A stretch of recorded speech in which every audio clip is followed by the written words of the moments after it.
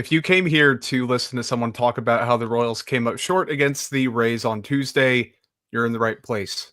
If you came here to listen to someone talk about how they could maybe fix that or whether they should fix that, you're also in the right place. But if you came here for an upgrade over Joel Penfield in the podcasting department, I got bad news.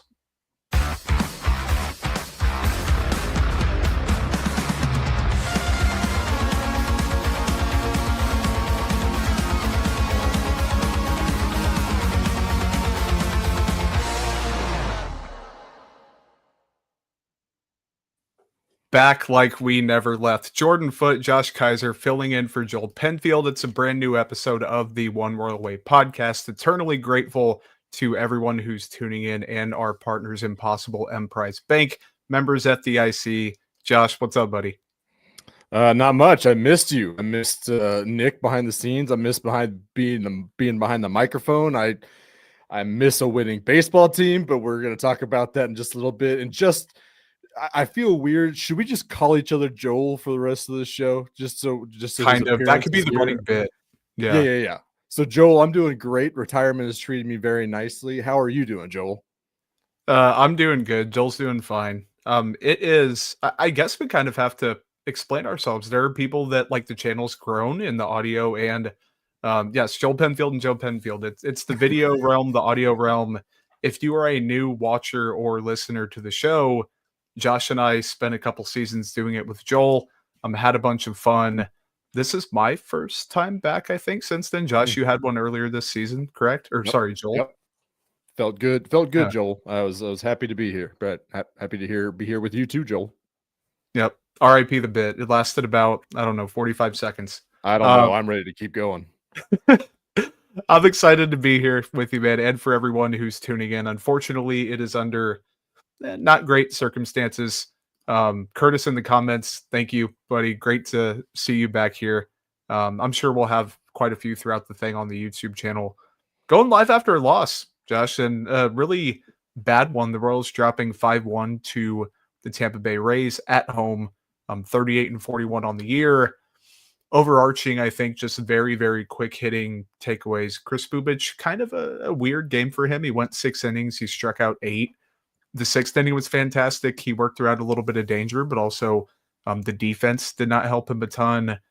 It's the offense again. That is the problem, has been the problem, maybe will continue to be the problem, and kind of sets the tone, I think, Josh, for the rest of this podcast probably.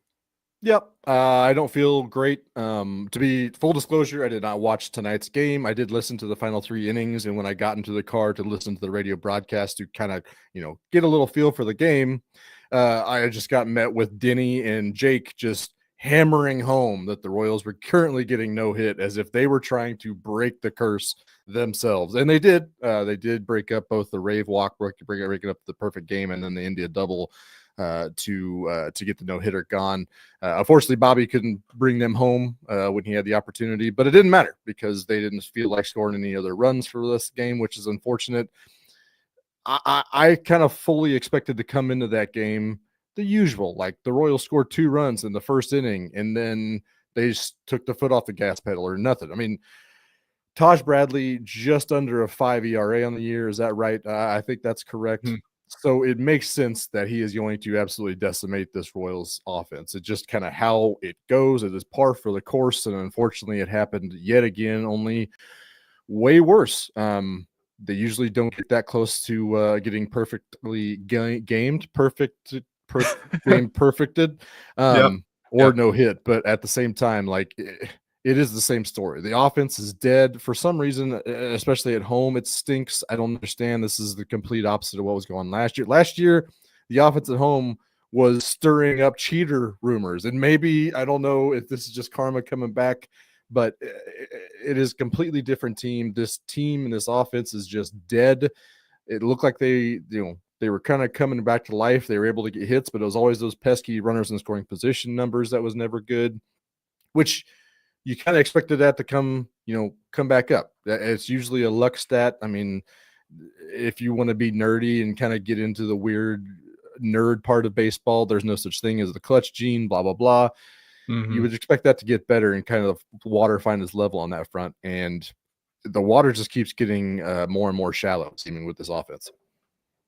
The Royals have the same amount of wins at home as they do on the road. Like, this is a team, like you said, last year, you're like, okay, they should be dominating at Kauffman Stadium. They know that park. It fits their game fairly well. It fits pitchers like Seth Lugo's game pretty well. It fits Chris Bubic's game well. Not the case this year. They just cannot get out of their own way. Taj Bradley, Josh, didn't get out of the second inning in his previous start. Joel, good to see you in the comments, man. Hope everything's going well with you. He's got a big move coming up, or I guess in the process, as he alluded to last time. His last 3 starts before Tuesday, Taj Bradley went 9 1/3 innings, 16 hits. He gave up 19 runs, 13 of them being of the earned variety, 9 strikeouts, 19 walks. Yeah. Oh. So there was one where he had like 5 runs and only none of them were earned. So I don't know what happened there, but man, he was doing absolutely terrible. And I think it was HUD who made the point during the broadcast. That's when pitchers like look, deep and have a revelation or whatever. Of course, it happens against the Royals on the road and an offense that showed signs of life against Texas last week. Like, it just makes no sense, but also a perfect amount of sense. And that's the other weird thing about this is the team last year was resilient. Like, they would get punched in the mouth and they would get back up and they'd start throwing punches. And I don't feel that way this year. I don't have that. I just don't see it from them. The Texas thing, they were showing signs of life and things started looking good. The home runs started coming. And then in San Diego, it just looks like it broke them again. They had another couple of hard losses there over the weekend, and then they come back to town from a West Coast road trip and they just got that hangover feeling. So I don't know. I don't know what the answer is here. I've in the past, I have been an advocate for starting a brawl. At this point, I just want something stupid, just a rally mantis that they could get. I don't know. Just something's got to change here. Otherwise, this season is already done, and the expectations, they were only proving all the doubters right coming into the year. So I was always wondering, at what point does the stellar pitching come back down to earth versus relative to when the offense finds its, progression? And I think the answer is the pitching is starting to come back down on earth. It's still good. I mean, Chris Bubic was still, stat line was very, very good. He had a whiff rate, and his, called to strike or swinging strike rate was, pretty solid still. But the offense is still dead. So it doesn't matter. It's just where we are now. And it is a miracle that they are this close to 500 with not scoring as many runs as the White Sox or whatever the stat is at this point. It is unheard of, and I feel quite lucky and miraculous that they are this close to 500 with as bad an offense as they've had. Yeah, when John Rave is the first offensive hero in your notes for the game, and he walked, he didn't even get a hit, and then Jonathan India hits a nice, really solid hit down the right field line. Naturally, it instead of bouncing off the wall and maybe Rave comes home, I think he would have made it all the way back. It's a ground rule double, and you're like, son of a gun. And then Bobby Witt Jr. steps up, I believe it was, and lined out to end the inning. Field. So, yes, props to Taj Bradley for not backing down. A lot of first pitch strikes from him. He was just going at them, and I think at this point for him, you might as well. This is the lineup to get right against, which sucks to say, but that's just how they've been performing this year. If you're not playing like Colorado or a White Sox, it's going to be the Kansas City Royals lineup that you have circled on your calendar. So no one on base through 5 1/3, no base runners at all. Only 3 hard hit balls to that point. No balls into the outfield. Finally got a couple things going. Then Salvador Perez had a single with, I think it was 2 outs in the 7th. And then obviously the Michael Garcia double in the 9th off of Kevin Kelly. Pasquantino brought him home. That's fantastic and dandy and, good window dressing, all that good stuff. The offense was absolutely atrocious. The defense was very bad, and we can get to that in a second. And the pitching was very, while not bad, just far from perfect, and they needed it to be perfect, which is kind of encapsulation of the whole 2025 season. Yeah. And if we want to talk about the defense real quick, or do you want to talk to bullpen? I'm good either way here. Let's do defense real quick and then probably hit a break and hit Chris Bubic after that. Not literally because he wasn't that bad, but figuratively. Yep. The defense, It was a bad day to have a bad day. Top of the Mhm. fourth, leadoff single. Michael Garcia boots a potential double play throw to Jonathan India. And even if not, even if you just get one run, or sorry, one out, you were preventing runs from being scored. And then later on, Bubic with the throwing error on the Jonathan Aranda single. It was really scary because like Vinny Pasquantino live, it looked like he got hit in the hand. And then you're Yep, it getting did. the on-field training staff looking at him for a long time, and then you watch the replay, the glove was like the hand was removing itself from the glove or vice versa as he ran into the batter. It was still a scary situation, but then Bubic went from 2 earned to 3 earned, then back to 2 earned, and they finally settled on that. So his final line, 6 innings, 7 hits, 4 runs, 2 of them being earned, 8 strikeouts. We can peel back the onion with him here in a second, but Josh, if you were going to not capitalize with runners in scoring position all year, if you were not going to be hitting for power all year, if you're not just getting on base a ton all year, damn it, you need to be a good base running team. The Royals have notoriously been that. This year they have not. And then later on, they just have not been, they've been shooting themselves in the foot defensively. And it seems like something that isn't a staple of this team. And I'm no proponent of small ball in 2025, but I think I am a proponent of winning on the margins. And they are not doing that aside from not doing the basic things they need to do. I mean, the line is razor thin. They are a lefty that throws 91. That's where we are right now. They have to do everything else perfect in order to get by and get these wins, and they can't do that. They're not running the bases well, or they're not playing defense well, or both. And that is all to make up for the atrocity that is this offense. So, I mean, I really don't have any words. The India thing, like India came over as a bad defender, and then they moved him around all year to try to figure out, what's the best lineup? How are we going to optimize this lineup and bring some runs into this offense? And now they've kind of settled him in second base. He's looked good the past couple of weeks, so I'm not, worried about that at all. I'm not worried about Bobby. I'm not worried about Michael at third, even if his metrics aren't as what they've been in the past. You got Cags out there in right field, and he's there for his bat. You're just trying to find a spot for him in the lineup. If he can learn on the fly, great. That's kind of where we're at right now. He did rob a home run over the weekend, which was all fine and dandy, and I was ecstatic as anyone on that front. There was also a time in that game where he looked absolutely lost on a fly ball, and it looked like he was going to sprint into Kyle Isbell and break him in half.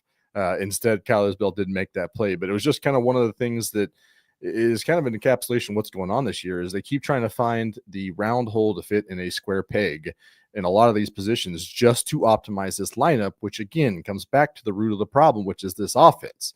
If you keep trying to force the issue everywhere else and put pressure and reduce the margin of error on every other facet in your performance, it's going to hurt everything else. So this offense has to get figured out. I don't know what that is. It's definitely not happening in the night, and I'm not real sure what's going to happen over the next 13 games prior to the All-Star break.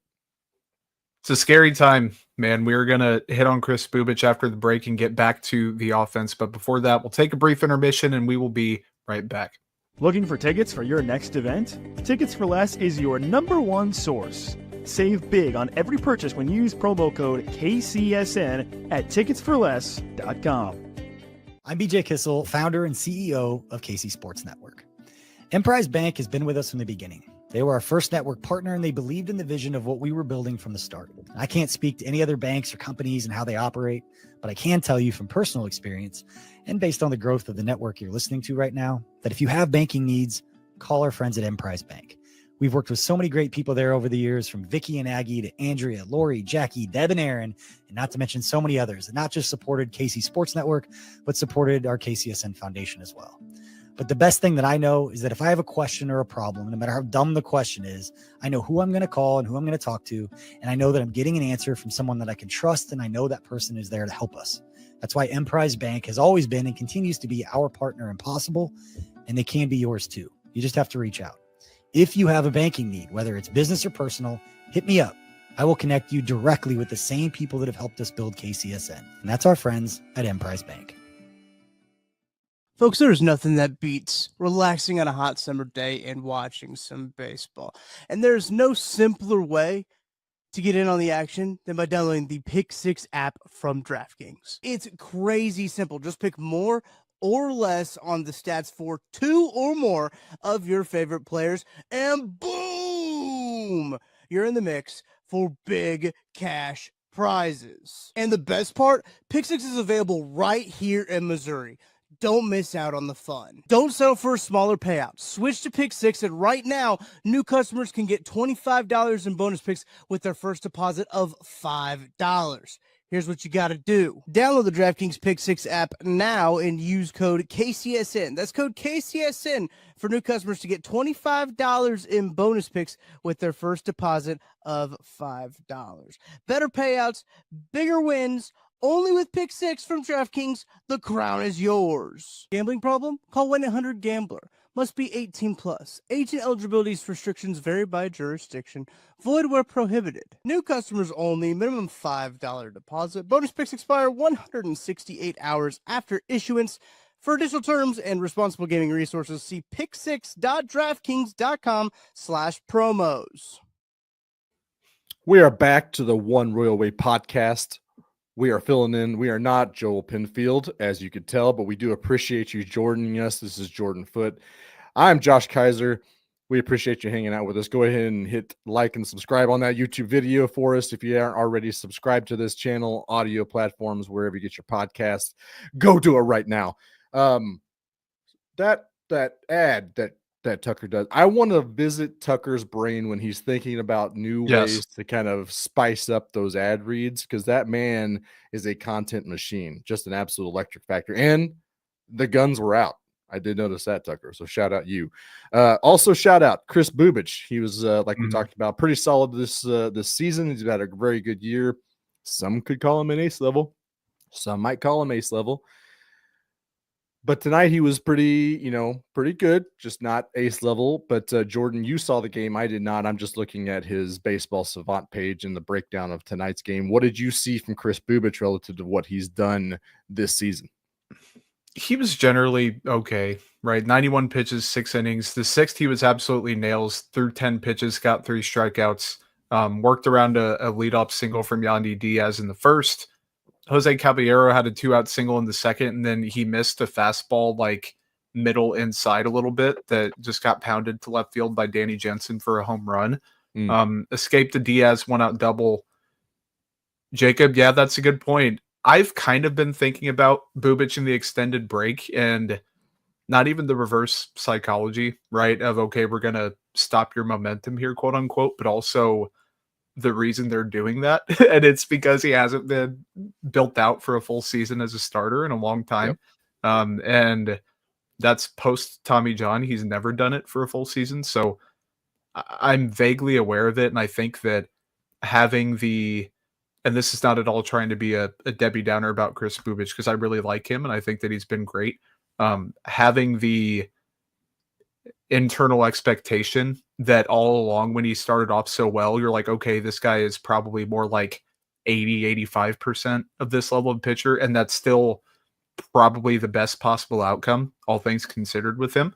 But now that regression's hitting a bit and he's still good but just not elite, the problem is the Royals need 100% Chris Bubich, like full season, early season, 100%. And it's kind of a weird duality of what's fair for him, what is fair to him, what's fair moving forward, what can be expected, versus a team that just demands, we need you to go 7 innings of shutout ball every single time because our offense can't get a freaking run across the plate, man. Yep.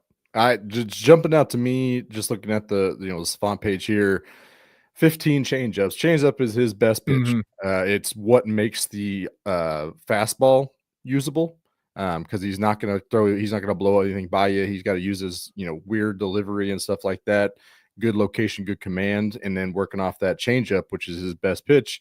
Tonight he was only in the zone 47% of the time. Only got 2 whiffs, whereas his usual whiff rate for that changeup is 40%. So he's, if that's not sharp, then he's not sharp, and it's just not going to work for a lefty that doesn't blow gas. So that's what jumped up to me at the beginning. But again, we're splitting hairs here. Kris Bubic is beyond what my personal expectations of him coming into the season were. I'm not going to point fingers at him whatsoever on how this night in that defensive play he did make was not good. That was high school ground ball. Gross is the. It was just really like slow developing. Awkward, I was really surprised. Yeah. Like in real time, I was like, okay, let's get a move on here. Like he was just gonna flip it. And I said, there's no way, and then he did flip it, and it was just a very awkward play. And like, yes, he had 63 pitches through 4, which in the grand scheme of things isn't really anything to worry about. 15, 16 an inning, 10 hard hit balls. Like when he missed, he was missing bad. And that's kind of what came out back to bite him. But generally, if he's giving you 6 innings, like Curtis said, the pitchers are doing their job. You can't win if they don't score. Like it's going to be Kris Bubic. You will generally take an outing like this because I'd say 9 times out of 10, you won't get either the throwing error that he made or the Maikel Garcia throwing error. And then your runs allowed in general is just going to come down, and your offense should be able to put 3, 4, 5 runs across the plate. So not a talk down on Kris Bubic podcast, not a talk down on the pitching in general. Even Daniel Lynch, who had a rough 8th inning, and I think, speaking of like coming back down to earth, he has in a major way. And the signs were always there, but now it's hitting. But Taylor Clark, good. Sam Long, generally fine. He just had the walk to worry about. So pitching wise, I don't think it's anything to sound the alarms about. But again, it comes back to you're focusing on the pitching and, nitpicking a lot more when the offense is so inconsistent. And really, I mean, at this point, you can't even call it that. It's really just still not good.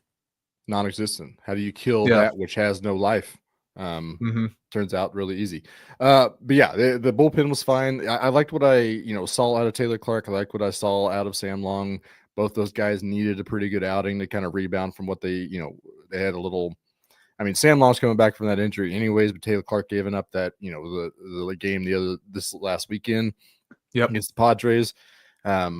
Both those guys needed some good low leverage situations to kind of get their feet set and see, have a good fair chance of what they can be moving forward. Daniel Lynch was always going to be, this was kind of the same situation he was prior to his breakout there in the second half last year, was very hittable. He needed to figure out how to fool guys and use that four seam a little bit better. And now it seems like, maybe guys are starting to catch up with him a little bit more in this role, but I do think that he's still a very viable option. I'm not saying we need to write him off and be done with him whatsoever by any means. There are other guys that I would throw on that chopping block way sooner than Daniel Lynch, but I would like to have seen him get a little bit better of an inning than not. Yep. But again, we're coming back to the root of the problem, which is the offense, and I'm not going to point fingers at anybody else. Yeah, Kevin made a good point. As soon as I blurted out the word inconsistent, I was like, you can't say that unless it's within the past week, because we've had a 1 week sample of like 8 games where they are inconsistent. In the season, the offense just sucks, and there's no way to sugarcoat it. And I think that the further we get into the year and the closer we get to the deadline, the harder of a sell it is for me to tell someone else, for someone else to tell me, oh, get one bat, get a Taylor Ward, and then they'll be okay. Like maybe you're a 500 team if you do that and you're still not in the playoffs. Like I think if they worst case do have to eat some humble pie heading into the off season, might not be the worst thing in the long run, but considering that would make last year well ahead of schedule, it's pretty annoying. And like Nick just said in our chat here, there's still only 3 out of a wild card spot. The American League is like a couple good teams and a bunch of mid, and they are firmly in the mix of the mid. So it's just frustrating that either they have a bad week and you're like, okay, it's over. Then they have a good week and you're like, we're back. And then they have kind of a game or a stretch like they're in right now where you just don't know what to make of them when the answer is really right in front of you the whole time. Yeah. And it's going to be interesting to see how they move forward here. I'm ready to flush this game. Are you ready to flush this game, Joel? Yep. Here we go. Let's flush this game. We're done. We're moving on to Wednesday's game. We got Michael Walker taking the mound against Drew Rasmussen.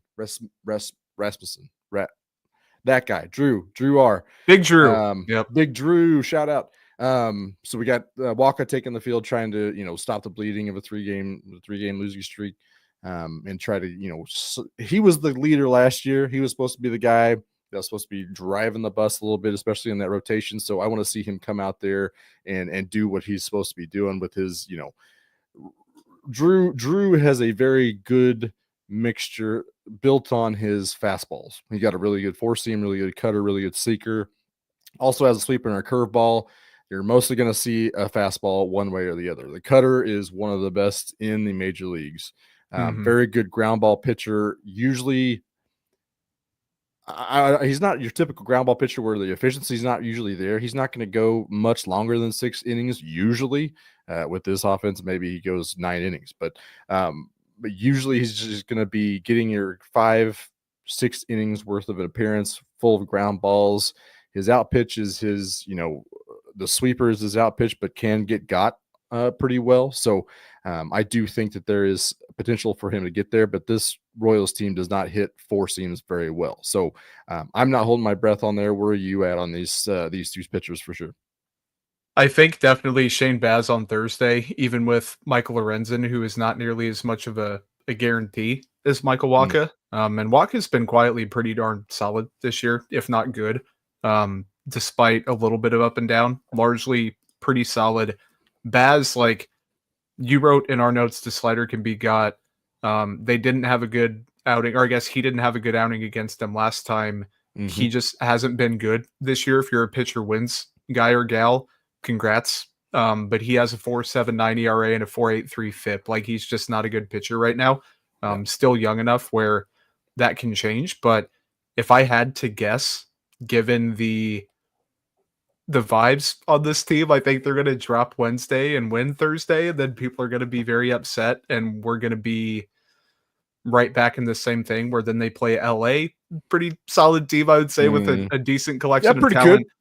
And then 4 on the road against Seattle. So I don't think it's going to necessarily get better. I'm not sure it's going to get worse, but that's kind of the theme of the 2025 Kansas City Royals.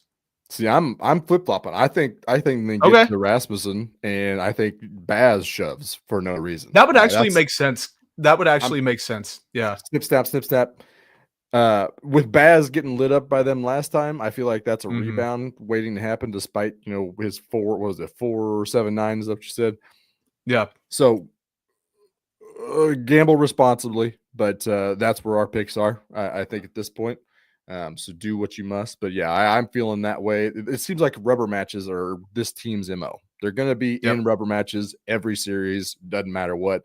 They usually lose them, but they're going to be in that rubber match and it's going to matter. So that's my pick. I think that's how it's going to end up. But let's talk about a little news. You want to talk some news, Let's Joel? do it. Yeah, I'm down for it. Do you want to start with the I can't even call it the elephant in the room. Yeah, I was going to say I can't find a way to gift wrap this into a good one. Michael Massey has been on a rehab assignment in AAA Omaha. He had the sprained ankle injury in early June. He's having a very bad year. We're going to talk about that later. Is he a second baseman with Jonathan India there? Is he in the outfield? Is he going to be able to replicate or even come close to it? The power that he's shown in the recent past where even if he's not an on-base machine, he can still help the team, and he has been the exact opposite. He is showing good signs, as Elizabeth points out in the comments. 3 for 4 in Omaha tonight, so maybe it was a blessing in disguise that he got a little bit of a mental reset and can bounce back from that. So it's not nothing, and it wouldn't be 1,000,000,000% surprising to me, Josh, for him to get somewhat back on track. I just don't know if the process would be there with, I'm assuming like a Tyler Tolbert is the guy that he's at the expense of, which makes sense. But can you afford to find out at this point? Not that they don't have great options there, but what is the juice worth the squeeze there? I mean, I don't know. I don't know what the right answer here is. I Great think answer. Massey, yeah. That's my hot take for the day. It is a bad year. There's no denying that. It is not what you're wanting. You needed him to take a step forward, and it looked like he was. I mean, he had a good year. The postseason was very, very good to him. He had some big moments in the postseason last year, so you kind of expect a little bit more. I still think there's that guy in there somewhere. He's still very good with contact in the zone, and that guy, I would usually bet on a guy that is good with contact in the zone. He was there in October. Yeah, in the biggest part of the year. Yeah. I will usually bet on that guy. The numbers are what they are, and they don't lie in this situation. I wanted him to go down and kind of get his bearings prior to the injury. So I hope that the reset is good. Sometimes it does guys good for that stuff, especially if it's an injury and not a demotion. Maybe you don't take quite the hit that you would if you got options and sit down there. So maybe it'll work out well. I'm not buying into Omaha stats anymore. I have been hurt too much. Even the metrics down there, I'm not super fond of. But at the end of the day, they need someone to come up and start contributing and take that next step. And I don't know if that's Massey. I hope it is, but we'll have to see. It might be Tolbert is the one that kind of is the expensive. I love some Nick Lofton, and I think he's deserved some playing time. John Rave is also probably on that list as well, but he's been the defensive replacement for Cags in the late innings. So first base runner on Tuesday. Just saying. I don't know. I mean, that's not nothing, as they say in the biz. But I do wonder if maybe that's attached to maybe that buys Tolbert some runway to he's the defensive replacement. We don't need John Rave as a left-handed hitter anymore. Maybe. I don't know. Keeping it on the path of guys that I just don't know about. I don't even have expectations just because there isn't precedent for them right now. Kyle Wright was activated from his rehab stint, his recovery option to AAA. AA, he had 10 innings pitched, 4.5 ERA, kind of finding his footing. Then in AAA, the numbers were not good, admittedly. 13 innings, 6.23 ERA, 14 strikeouts to the 9 walks. He had a very solid outing, I would say, against Detroit on the 15th, and then he pitched again, I believe it was on Saturday, against the Tampa Bay affiliate, and really struggled. And it was weird because in the first one, he barely threw that four-seamer. Then he comes back in the next game, and that's his primary pitch. And it's not uncommon at all for a pitcher to have that be his primary, but for it to completely flip outing to outing, and to go back off the sinker, like, part of me, and this is a thought experiment, Josh, I'm going to let you take the entire right conversation after this. You are preparing on one hand for what you're going to be doing at the big league level and what they're going to ask of you. But is there a chance that there's kind of a spring training type feel where you're just trying stuff out to see what works? Or do you think it's strictly business? Like, is there a sliding scale? Is there wiggle room? I think that's 100% what we're seeing there. I think he's just trying to figure out what feel he has for what pitches. I mean, it's been a long damn time since he's taken the mound in game situations, not even like bullpens. Like, that is one thing, game situations in the minors another, and then you get obviously the top tier of the majors. But that's what I would chalk it up to 100%. He's got to come up and be able to confidently throw 3 pitches. And if he's coming out of the bullpen, which he's probably not accustomed to, that's the bare minimum for what he's going to need to be able to come hang in the major leagues. And I guarantee you, like, that's what he has been eyeing this whole time. Every time he takes a rep in physical therapy and stuff, I guarantee you he has that return to the mound on his mind as the forefront. So I think he wants to be at his absolute best. And I think some of that is working through some of the command stuff that's going to naturally be there. And that's what I would chalk up. I'm not putting much stock into the numbers here. I'm glad you brought up the usage and kind of the differences in the swings between them, because that only furthers my, theory that he's just trying to get his feel back. And that is to be expected. And he has a new teammate, man. Yeah, Absolutely he does. cool. He does, Jordan. He sure does have a new teammate. I'm going to let you do this intro and this like WWE like walk up. Like, this is all you, dude. This is your guy. I'm a huge fan of him, but like, this is your kind cup of tea here, coffee, or whatever you want to say.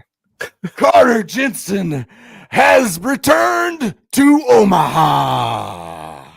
That's right. I broke my microphone. That's how we do this in the Royal Way on the Fly when The Rock takes the microphone. Yeah, Oh, Carter man. Jensen promoted to AAA. Finally, he had a very good, he had a slow start. There was a time last time I came on the podcast here, he held in like one extra base hit. He was hitting like 270, but he wasn't hitting for any power. And then zap, the power came back on. Very, very good over the last month. Last 2 months have been very, very good. The play discipline is there. The swing and miss has not been there. He's been hitting for average and power. I've heard great things and seen reports about the defense being really, really good. So, I mean, this is all the things that are starting to come true as the what some of us really wanted into it. It's very fun. He's still one step away. Like I saw his mom tweet today is like just one more step until the baby boy brings his dream home, and that gave me all the feels. I really love seeing the hometown kid. We saw the Noah Cameron situation. Awesome to see that situation. So let's just repeat it with Carter Jensen. Jordan, I have a question for you. The domino on that is that Brian O'Keefe, someone that I had liked the metrics of last year, thought that maybe he had a shot to come up and contribute on the major league level. He did get released with this move. So shout out to Brian O'Keefe. I'm rooting for you, but got to make room for my guy. My brother, shout out Brian, asked me today, what did I think the odds of him being in Kansas City by the end of this year? And I'm going to throw it to you first. What are you thinking on that front? What's the percent chance you got here? If it was the old days, right, where you would expand and have a billion like September call-up candidates and all that stuff, then maybe it's a little bit higher. I think in 2025, though, that he's going to spend the rest of the year in AAA. And I'm kind of intrigued by, is it going to be a, like, oh, I'm restarting again, I'm going to have a slow month or two, and then I'm going to get going? Or, hey, it's no longer April, I don't care where I'm at. You could put me in the big league lineup today, and I'm going to hit. He slugged 507 in June with a 154 WRC plus, and the K rate was 22.6%, which is like right in line with his season stuff. The swinging strike rate, the chase rate, the whiff rates, all that is generally in line with what he was doing last year. And that's with a weird start to the year where in April he slugged 311 and struck out over 30% of the time. So Elizabeth Ballknower in the comments saying rest of the year in AAA. And it's not an indictment at all on him, right? He is a fantastic prospect. He doesn't even turn 22, I think, until maybe after the next time Joel records this podcast, and maybe even another one. I'm looking at now, 21 years, 11 months, 22 days. Yes. So I'm not at all a week away in a hurry for him. Get him some run in AAA. He is going very egalitarian with his approach and spraying the ball across the field this year. He's getting the ball on the ground a little bit more, less in the air. I'm avoiding the costly infield pop-ups and all that good stuff. So I can't say enough good things about Carter Jensen. I know that his name will probably pop up when it comes to trade talks in the next, several days, but I'd hang on to him. I think he's a really good one. I also don't feel very inspired about this team enough to where I need to mortgage a Carter Jensen-like prospect, and we can get to that here in a bit. But long story short, big fan, but I do think it's going to be 2026 before we see him on the big league team. And I mentioned Brian O'Keefe. He's still got Luke Miley. Yeah. Miley. I think and Miley. Luka Tresh. Miley, I think, is right. That shows you that I've not been tuning into every single game this year. So Luka Tresh is slashing 280, 310, and 551. So you see that and you're like, okay, Luka Tresh. And defensively, he's always been really, really solid. So I could see him coming up and being a defensive replacement probably right now with maybe holding his own at the plate. His expected slash is 255, 290, and 476. So, I mean, you take the learning curve of Omaha versus the majors, and you're probably looking at a 205 hitter maybe. So that is still backup catcher to me. And Carter Jensen is still going to have to come up and leapfrog both of those guys. Miley came up once already, had a pretty solid 3 games or whatever he played. Hit a home run, I believe. So I think he's got to leapfrog both of those guys, which is not unheard of, but you're already starting from behind to do that. So I wouldn't expect to see Carter Jensen this year whatsoever, but I am very excited, and congratulations to Carter Jensen.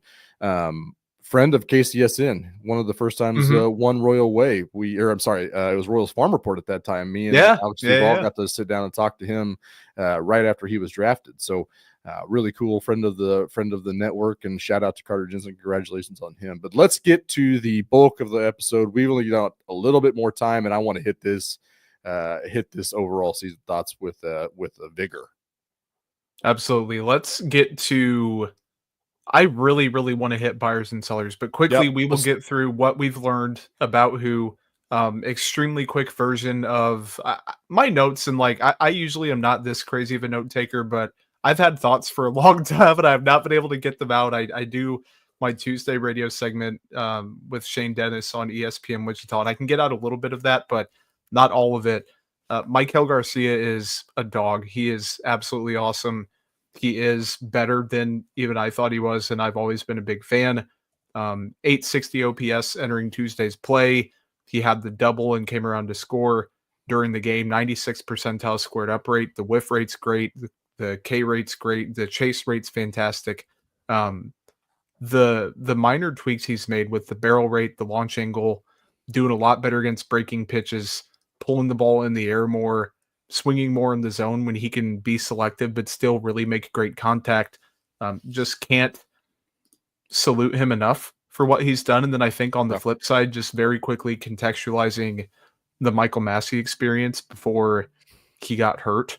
15th percentile or worse in expected batting average, average exit velocity, hard hit rate, barrel rate, chase rate, expected slugging, and walk rate. So for as excited as I am about Maikel Garcia, I'm equally not really anticipating Michael Massey being a impact player down the stretch. But Josh, you do have one guy that kind of, I want to say, almost came out of nowhere and reinvented himself a little bit, or at least has found a groove as a person who might be something.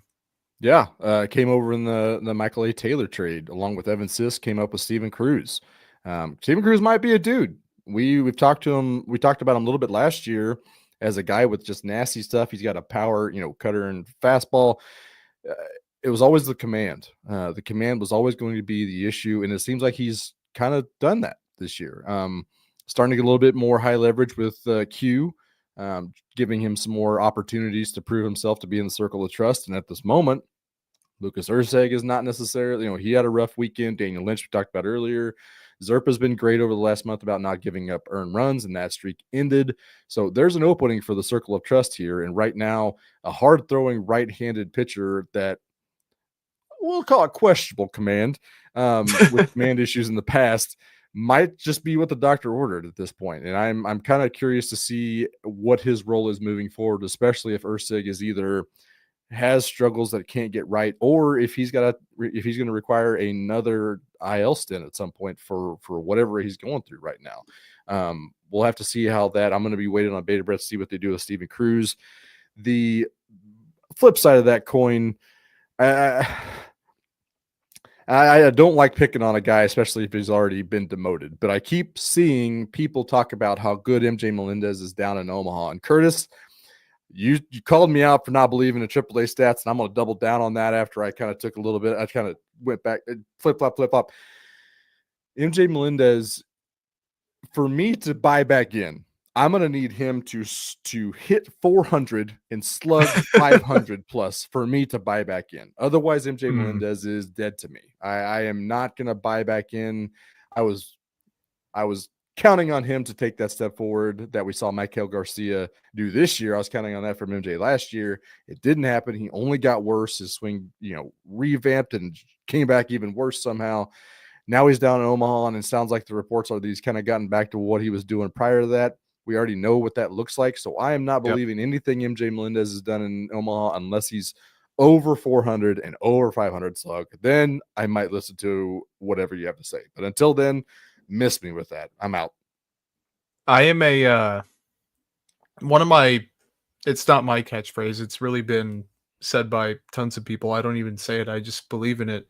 Not good presentation here on my part. I clearly don't believe in this very much. It's when people show you who they are, especially like repeatedly, you have to believe them at a certain Believe point. 'em. Mhm. And that's ironic because the Kansas City Royals this year are like repeatedly showing us we are not a good team. We are not a good team. We are not a good team, but we're also not a terrible team. Like we're in between. But you have the context of we saw a lot of these same players do well last year. You saw the Mhm. team do very well last year. You saw them get into the playoffs and have a little bit of success. You would think with a young team with the right mix of veterans, they'd be ascending.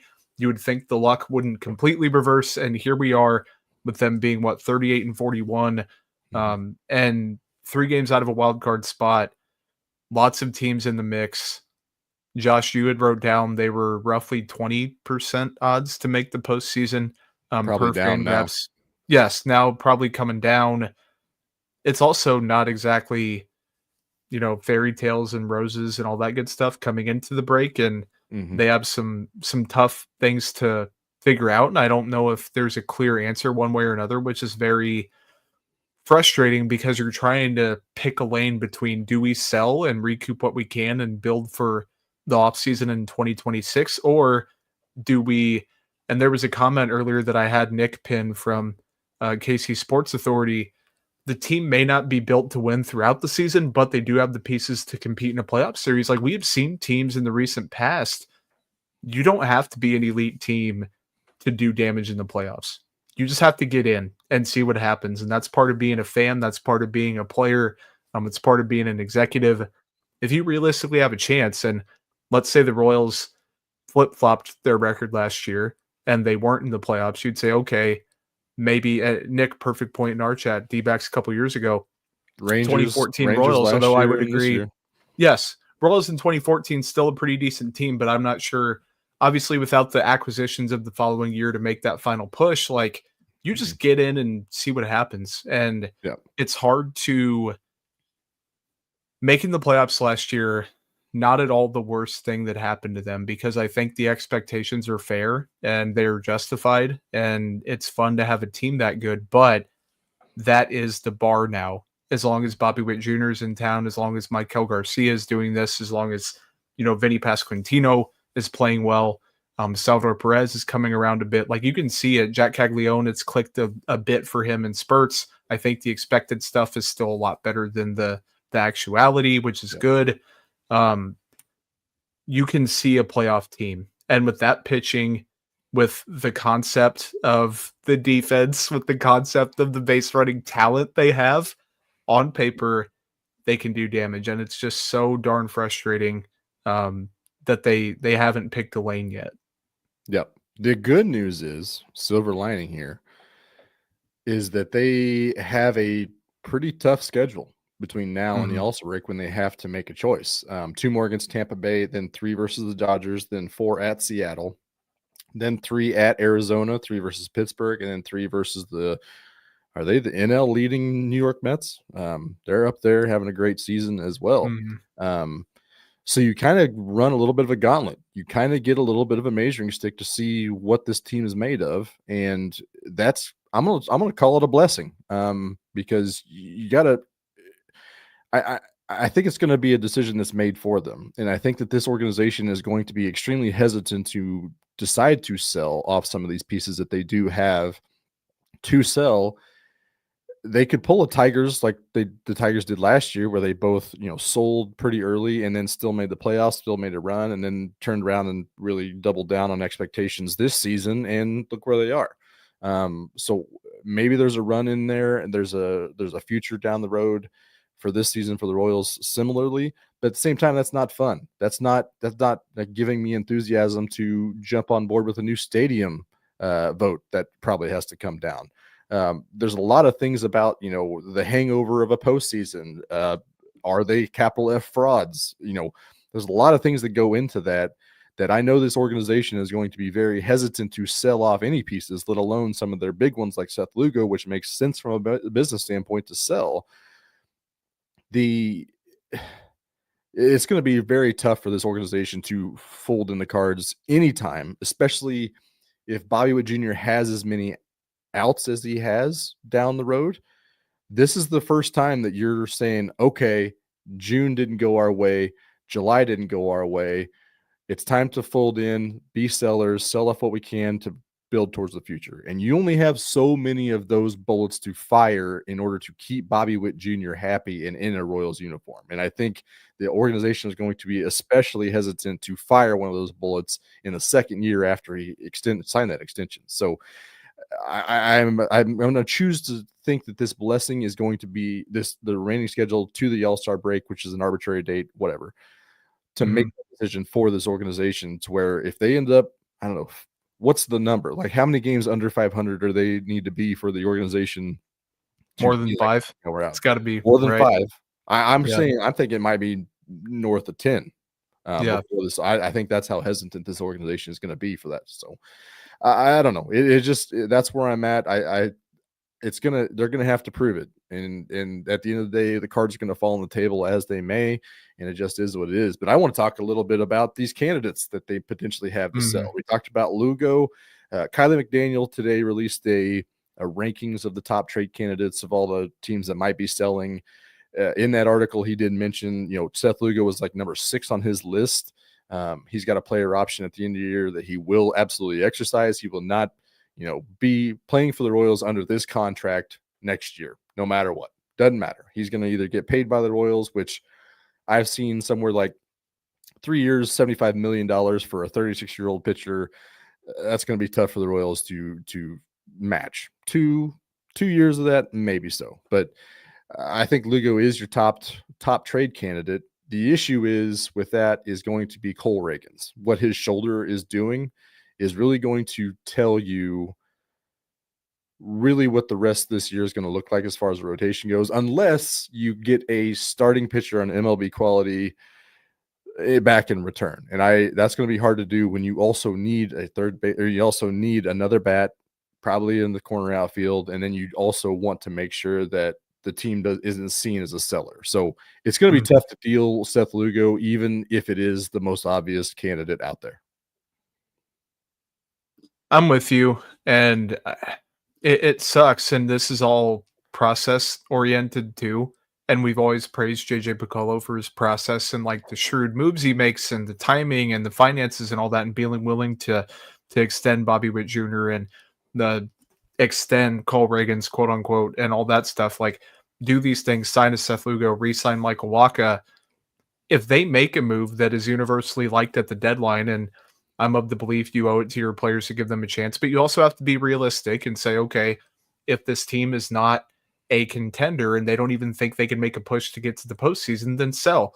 But if they make a move that people like and then it doesn't work and they come up 5 games short, 4 games short, whatever, everyone is going to flip on that move. Like, man, this was really dumb. Why would you do that? Whereas if they don't do anything and then they do make a run and they come up short, oh man, you should have added one more piece at the deadline, you idiots. You guys are so dumb. Like it's, and we fall trapped into it. It's not a isolated, like targeting one person, saying it's like a discourse problem overall. That's what it is. Like, it's not a one group, one person type deal. So Lugo, again, like Kevin said, if you sell, you have to have him be your linchpin piece. Chris Bubich, the ARB4 eligible next year, free agency after that. I just don't think you move him unless you get a crazy offer you aren't willing to refuse. Carlos Estevez is a name that could be possible, and I forgot he had the club option for 2027 for $13 million. And if he keeps pitching like he has been, granted that's another season down the road before you'd have to make that call really a little bit later. Than that, John Schreiber is a name that I've seen mentioned. I just don't think he's going to have a robust market. Now he might, and he has another year of control. So that's possible. The big target for another team would be Seth Lugo.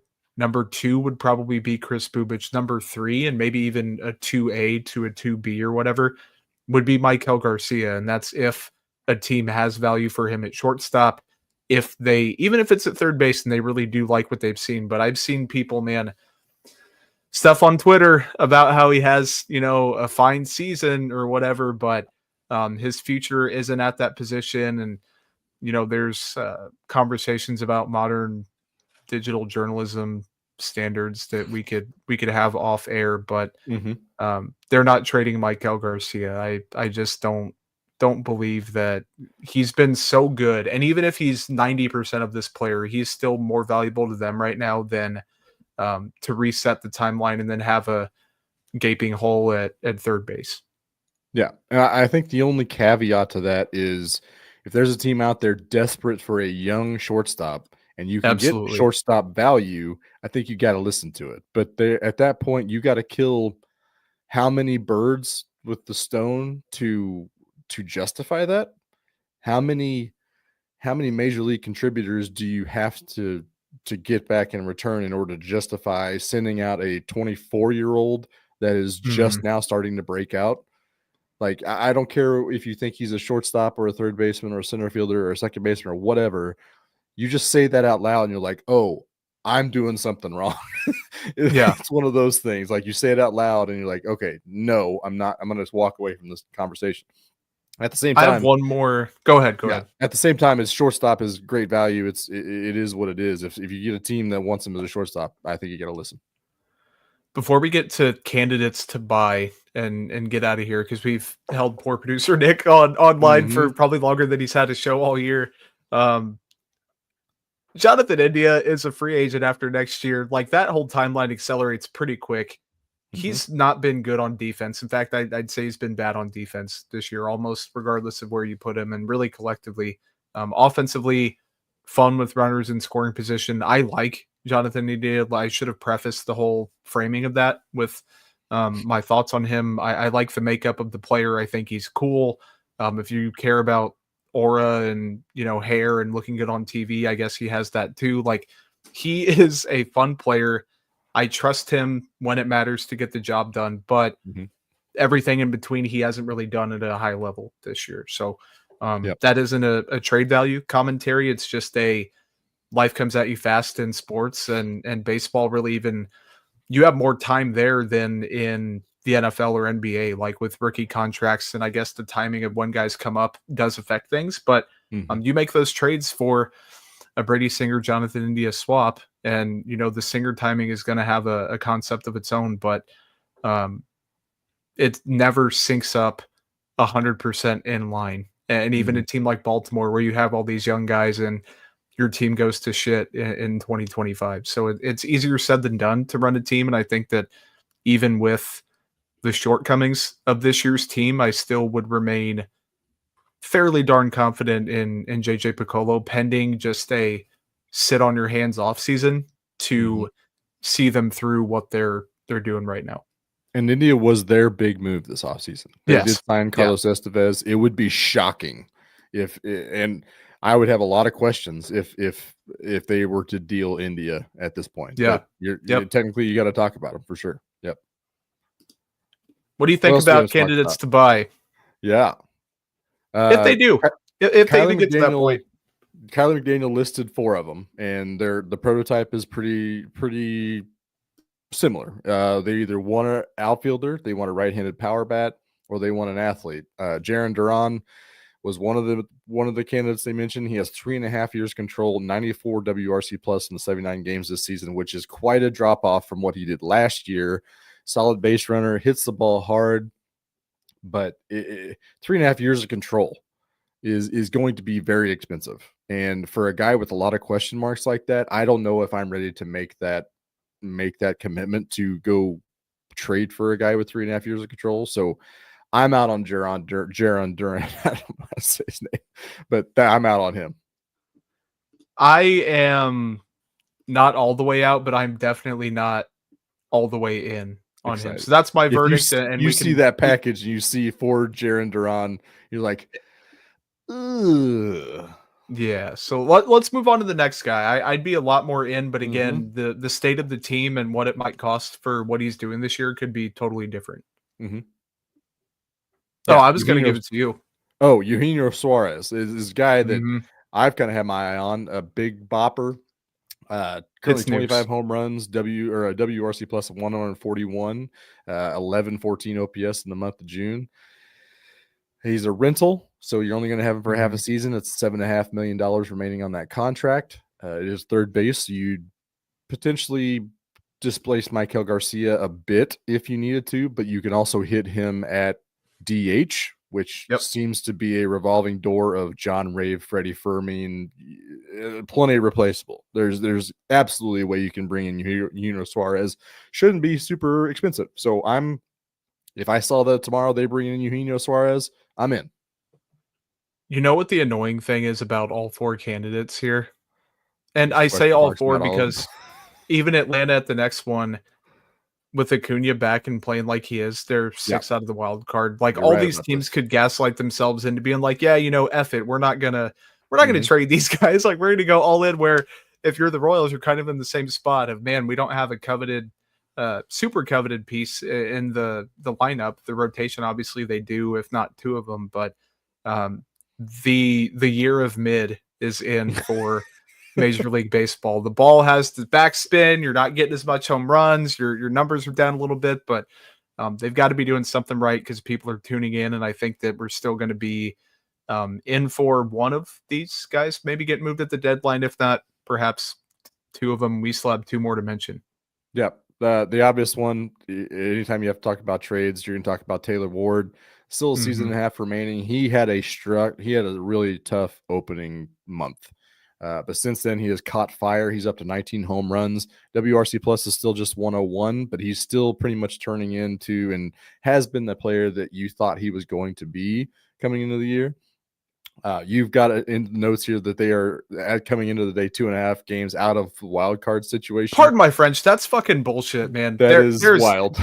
I'm so sorry, Nick. That is most like Minnesota is a fraudulent team, but like the Angels, you look at them, and I did this thought exercise earlier in the day. I love Mike Trout to death. If they made the playoffs with Mike Trout and they even won a series or whatever, just got there, like, more power to them. Yeah. Hell will freeze over before the Los Angeles Angels are a good team this year. They just are not a good team. They should not, especially with him. Last year, it was cute when they had, 2.5, 3 years of service time with him. They're down to 1.5. Like, it's no longer Taylor Ward's going to be this crazy, long-term piece of the franchise. He's ripe to be traded, and they should be doing everything in their power to entertain that. And it would be 100% Angels to convince themselves they were going to make a run and they were going to buy something for some reason and then fall 10 games short after the floor dropped out. And then all of a sudden now your package for Taylor Ward in the offseason is dramatically less than what it would have been last year if you dealt him. So it'd be 100% Angels on brand to mishandle that situation entirely. So the last one here is Marcell Ozuna. Had some questionable, let's say, domestic violence allegations prior to last season that caused him some missed time, but he is also a rental. Didn't he have the DUI? I don't know. Where he asked the cop, he was like, "Do you know who I am? I'm Ozuna. I play for the." It was a meme for a little bit, which those things usually shouldn't be memes, but it was a little funny. Miggy Cabrera, I remember Miggy Cabrera pulling that card back in the day. But he undeniably hits the ball very well. That's what he does. That's what he's paid to do, and he does it very, very well. You've got it here. I knew Atlanta was having a tough year. 6 games out of a wild card entering today. You didn't mention Acuna coming back, and he is on a tear since he's coming back. So maybe they can, muster up something before they decide to sell something.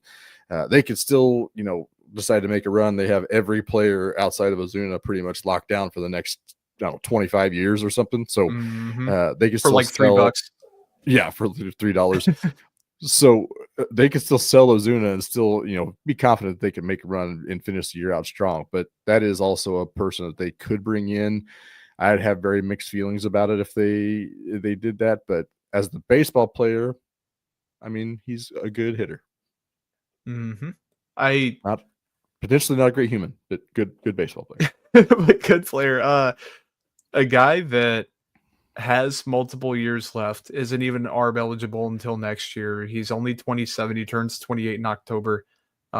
This team has multiple outfielders they can move, but I've gone back and forth on Jesus Sanchez and you look at his line, his career line, he strikes out 8.4% of the time. This year, 8.6. Or sorry, he walks that much. He strikes out 26% of the time. This year, it's 26. Everything is within like 10 points of each other. The WRC plus is 4 points higher at 102 this year, 103 in the past few years. Like he has been very, very, very consistent. About a neutral defender. Yes.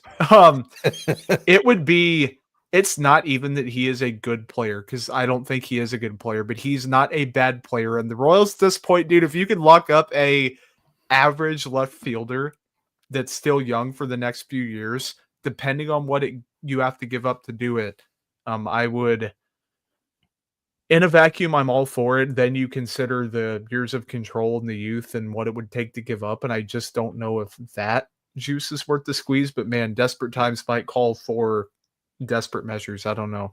And we talked about a little bit, like Carter Jensen is the guy that seems to be coming up in a lot of these rumors, or a lot of a lot of hypothetical trades. And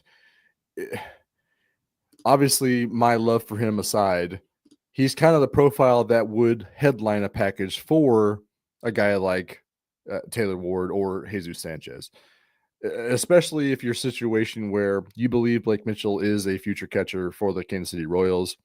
Yeah. They've also got Ramon Ramirez that is also very, very good. His metrics, he's very young, so he's got a lot of upside coming as well. Carter Jensen being from Kansas City, I don't think that maybe I'm overvaluing that, but I do think the organization does like that a lot. And it's so hard to find a prospect that can make it to the majors, let alone a prospect from your hometown that you grew up and you can market that story and kind of live off of that and ride with that. And he's pretty good. I don't think that guy gets traded, but on paper, if he, if you just blindly shoved like the hometown line of his resume, I'd be like, that's a guy that headlines a package for a guy with controllable years. So it wouldn't surprise me, but I don't think it's happening either. It is a good thing that we have a very, very clear definition of the linear progression of catchers in the Royals system, the timeline of what that's going to look like, the timeline of the 2025 team, how good the 2025 team has been, very clear read on the lineup, exactly what they need, exactly how those results will be yielded, and precisely what it will take to make that happen. We have it all figured out clearly. Yep. It's the worst part, man. It really is. Like I've said it multiple times on this pod. Like it is so hard to do that job. And like we don't have we have the emotional attachment to the team, so to speak, but we don't have these are my coworkers. Like I've invested in these guys. These are my people. It's not like a fantasy baseball thing. Like they're trying to win a championship, but you're also trying to build a championship team, but you're also trying to maybe appease people on some instances on other franchises. Like it is the politics game, the finances game, the timeline game, the new stadium crap that they've had to deal with. It's been a lot, and I think that it's simultaneously great that they're right in the mix, and all it takes is a few hot weeks for them to be bona fide not selling, and if not buying, but also walking the tightrope, and they've been doing it all year. And I think the worst outcome for them would be continuing to do that for the rest of the year and into the deadline. You need to pick a lane quickly. And as someone who is very firmly anti-tanking, that's not at all what I mean. I'm like, show your true character and true colors, please, because we need answers, and I think that they need some too. The deadline's coming. It comes for us all. Speaking of deadlines, should we get out of here? Yeah, I think our trade deadline is passed. We're just going to get cut at the end of the episode. Yeah, so I've definitely got DFA'd months ago. Yep. I'm out of That's options. life. I'm not getting claimed either. Like I'm done. Even if I was out, like I'm good. But this was fun, man. It was good to get back out here and see. We don't quite have it's more of a Frank Mazzucato fastball as opposed to like a prime DeGrom fastball or something like that. Yep. Well, I mean, what can you expect? We're Chris Bubich coming. We're bullpen guys right now. But next year, who knows what happens next time. But appreciate everybody hanging out with us. Joe will be back, I believe, on Thursday. I think this is the plan. So I had a blast talking to everybody. Thanks for everybody who joined us in the comments. Jordan, thank you for riding along with me here. It was a blast talking with you. Shout out to Nick, being an absolute rock star per usual. But Jordan, you want to take us home here? Cool. Again, thank you, Josh. Thank you to everyone who tuned in. Huge thank you to Nick and Joel, of course, for letting us come on. BJ Kissel for allowing the old farts to come back on the podcast and talk a little shop. So hopefully this is not the last time we'll be back and we don't get DFA'd. I'm sure we'll see you and hear you soon. But again, massive thanks to everybody, and we'll talk to you soon.